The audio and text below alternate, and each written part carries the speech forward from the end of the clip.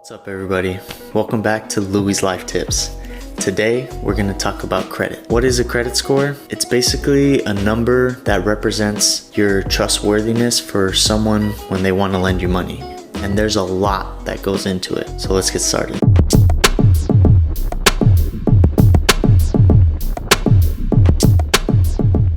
Before we get started, if you could take a second, smash that like button, subscribe and notify, that'd be awesome. Alright, so why is credit important? Unless you're balling and got money dripping out your pockets, odds are you're gonna need to make a large purchase one day.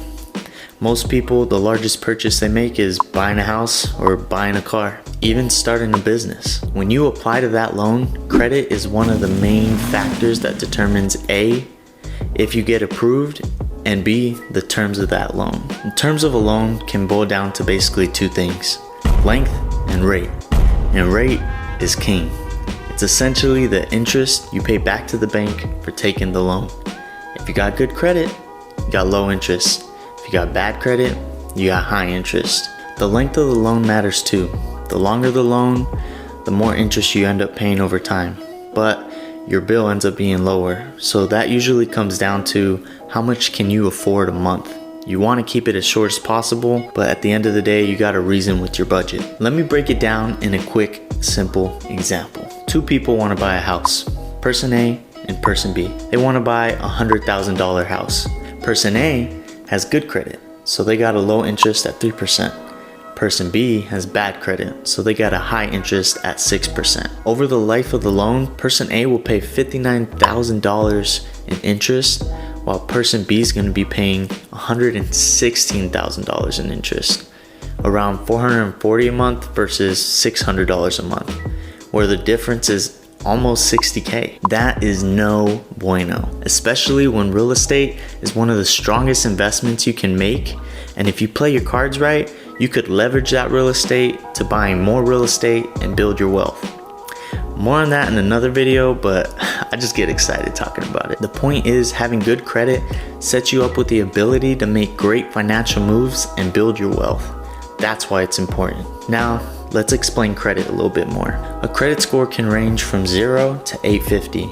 0 being non-existent, you don't have it, and 850 being top dog, Beyonce type stuff. So here is a table that explains the different levels of credit.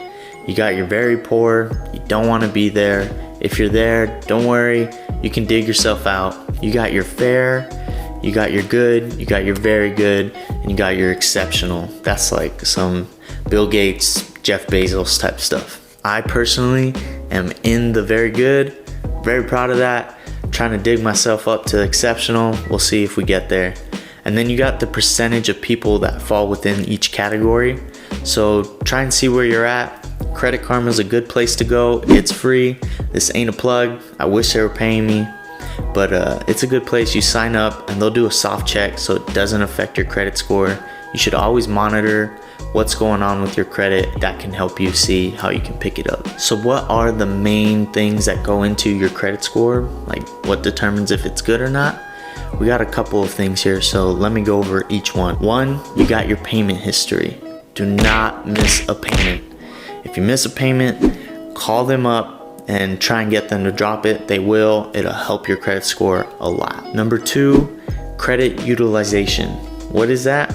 That's basically how much credit do you have available to you, and then how much debt. They divide that debt by how much credit you have, right? Quick example, let's say you got a credit card, $10 on it, and you're using $8 of it. So 8 divided by 10, 80% credit utilization. You want to keep that number really low. I would say below 10, floating around 20. The next thing is type, number, and age of credit. It's kind of wound up together.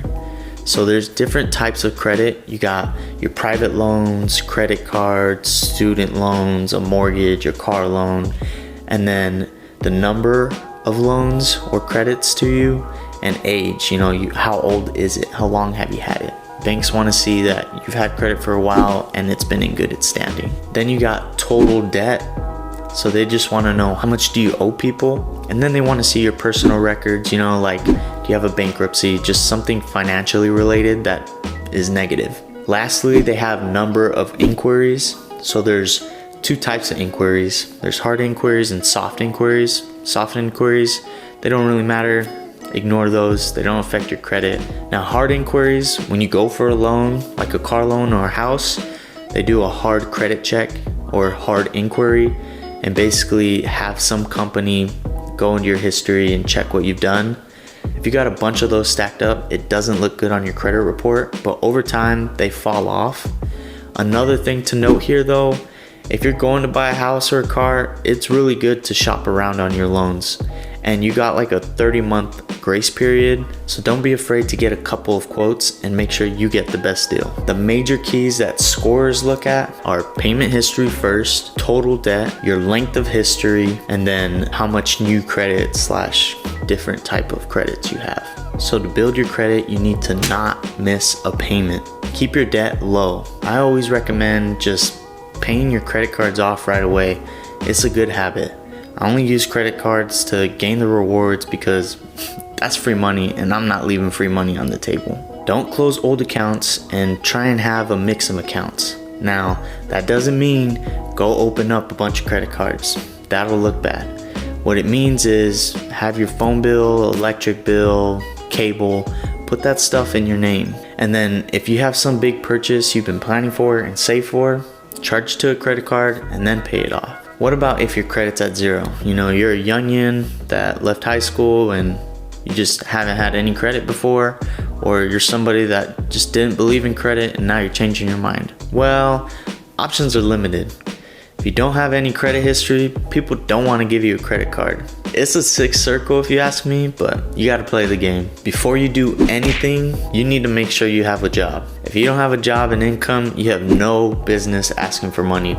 After that step, one method, if you got parents or a partner, like me and my wife, we do this, that trust you and you're trustworthy, you can ask to become an authorized user on their credit card. This is a good option because not only do you gain the credit from using the card and then paying it off, you also get to absorb all the history that was already on that card. Now, the history thing only works on certain types of credit cards or banks, so make sure to research that part.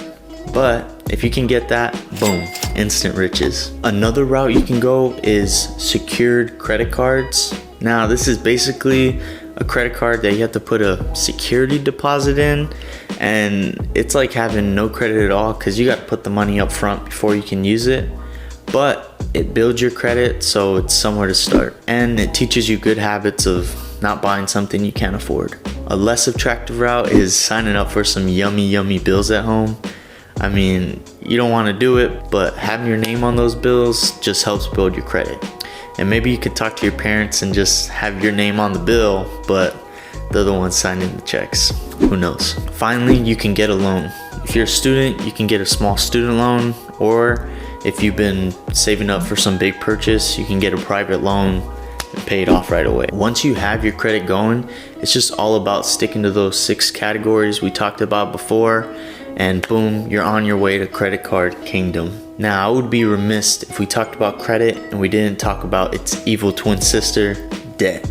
If credit can buy you the keys to the kingdom, debt can take those keys away and slap you in the face. In all seriousness though, debt is a tool.